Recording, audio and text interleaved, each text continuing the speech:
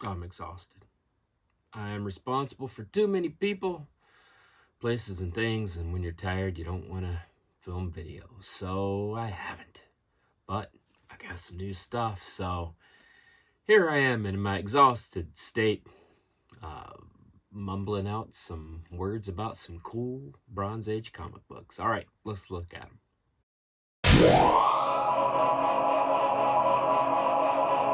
Nerds, we're going to do Avengers and Avengers-adjacent today. So we are starting with number 74 and 75.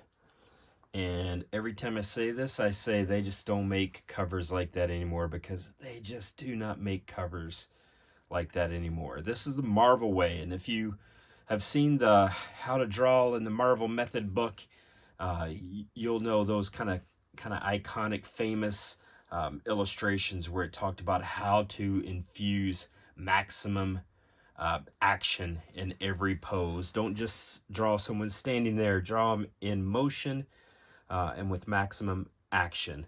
And this is a great example of that, the Marvel way to draw comics. And these are just great, great covers. Frankly, from a really fun era of Avengers. If I'm not mistaken, this is the Roy Thomas era. Here's another Giant Man that was a staple. Wanda, Quicksilver, Black Panther at the time, Vision, Cap. It was a sort of a great lineup at that time. There's 81. Here is Avengers Assemble, their catchphrase right on the front.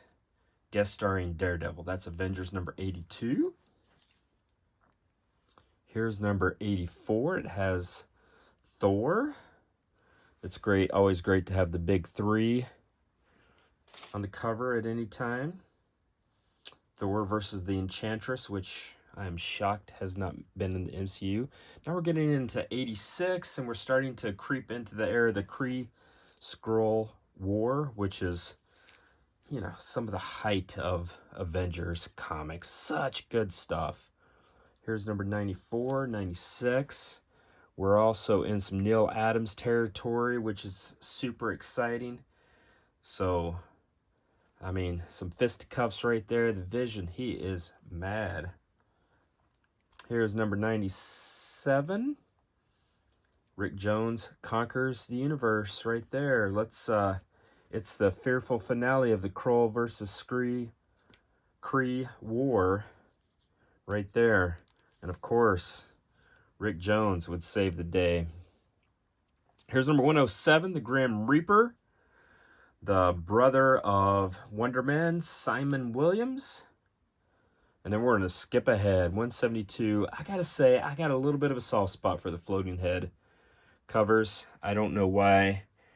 I don't think anyone would argue that they're high art, but they're fun. I mean, it's a little bit like the Olan Mills 80s style senior portraits with a floating head. So it's cheesy, I know, but for some reason I enjoy it. Here is number 185, Avengers, the Yesterday Quest. That's kind of an iconic cover of Quicksilver and Wanda.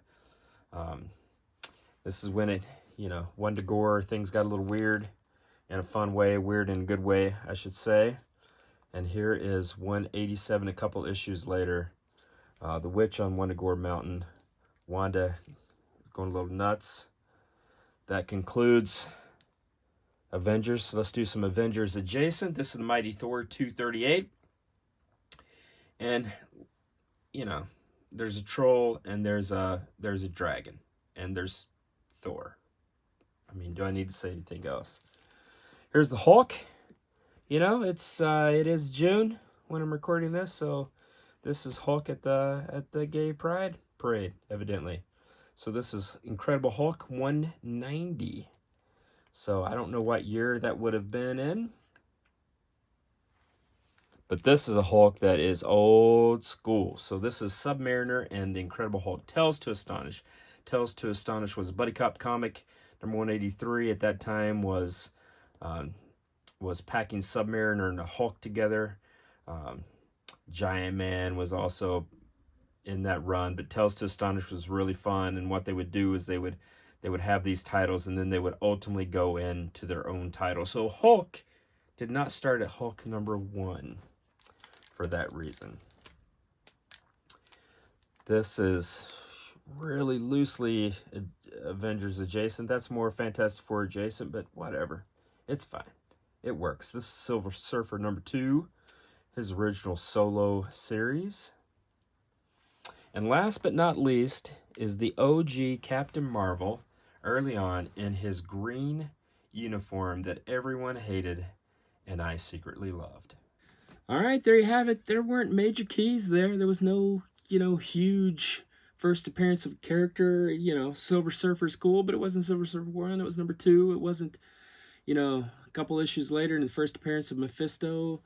It was some cool Avengers Kree-Skrull war. But it wasn't like the first appearance of whoever. Comics don't have to be keys to be cool, particularly when you have this era of art where, gosh, the covers were just fantastic, just full of action and just energetic. And then back when it was the cheap paper and the colors would wear a little bit and kind of give it that vintage look that, frankly, I love. I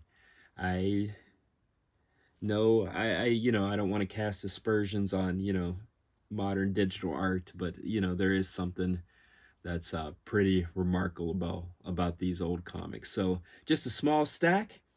I would say that I do this regularly, but I am busy and I'm doing it sporadically. But for now, I have this one, and, hope you saw a comic cover that you enjoyed. All right, take care, nerds.